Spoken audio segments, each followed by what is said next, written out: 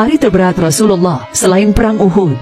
Setelah wafatnya Khadijah dan sang paman, Abu Thalib, kaum Quraisy memang semakin berani menentang dan mengganggu Rasulullah. Untuk mengantisipasi kekejaman kaum Quraisy, akhirnya Rasulullah memutuskan melakukan perjalanan ke Thaif. Rasulullah berusaha menemui salah satu suku ternama di Thaif, yaitu suku Bani Tsaqif, merupakan suku yang paling dekat dengan Makkah dan masih memiliki hubungan saudara dengan Rasulullah, yaitu dengan nenek Rasulullah, ibu dari Hashim bin Abd Manaf. Rasulullah hijrah ditemani oleh mantan budak beliau, yaitu Zaid bin Haritsah. Di sana beliau menemui para pemuka Bani Tsaqif, yaitu Abdu Yalil, Mas'ud, dan Hubaib. Mereka adalah anak-anak Amr bin Umair Ats-Tsaqafi.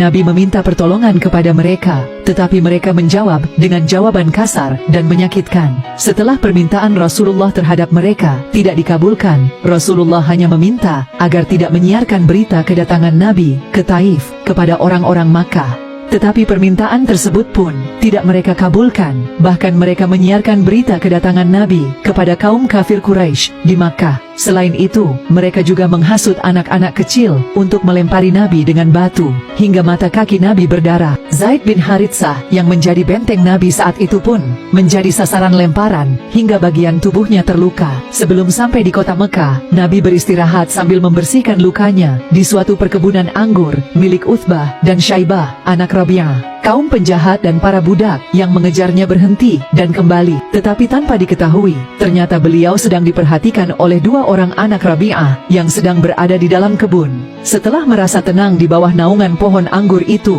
Rasulullah mengangkat kepalanya seraya berdoa. Luka Nabi terus mengucurkan darah. Utbah, pemilik kebun anggur, meminta pembantunya Adas untuk melayani Nabi. Adas, seorang Kristen yang baik hati. Adas memberi Nabi setandan anggur. Nabi memakannya dengan bismillah, dengan mengakhirinya dengan alhamdulillah. Dua kalimat yang membuat Adas tertegun. Sungguh pernyataan macam itu tidak pernah diucapkan penduduk negeri ini. Menanggapi ucapan Adas, Nabi bertanya, "Berasal dari manakah engkau dan apa agamamu?" Adas menjawab, "Aku seorang Nasrani, berasal dari Ninawi, dari negeri seorang hamba yang saleh, Yunus ibnu Matta." Kata Nabi. Adas makin heran, "Apa yang Tuan ketahui tentang Yunus ibnu Matta?" "Dia seorang nabi, dan aku juga seorang nabi," jawab Nabi.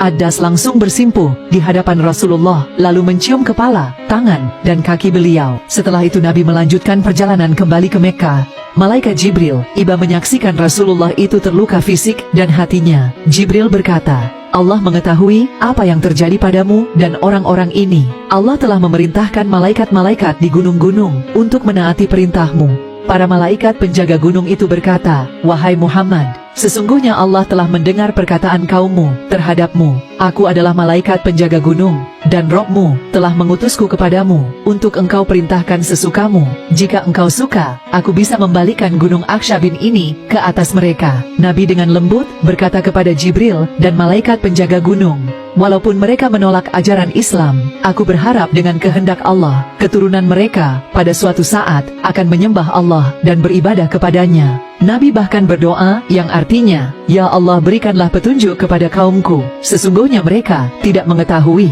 Begitu mulia akhlak Rasulullah, bahkan usai mendapat tekanan berat dengan penderitaan yang amat sangat, beliau masih memaafkan para penentangnya.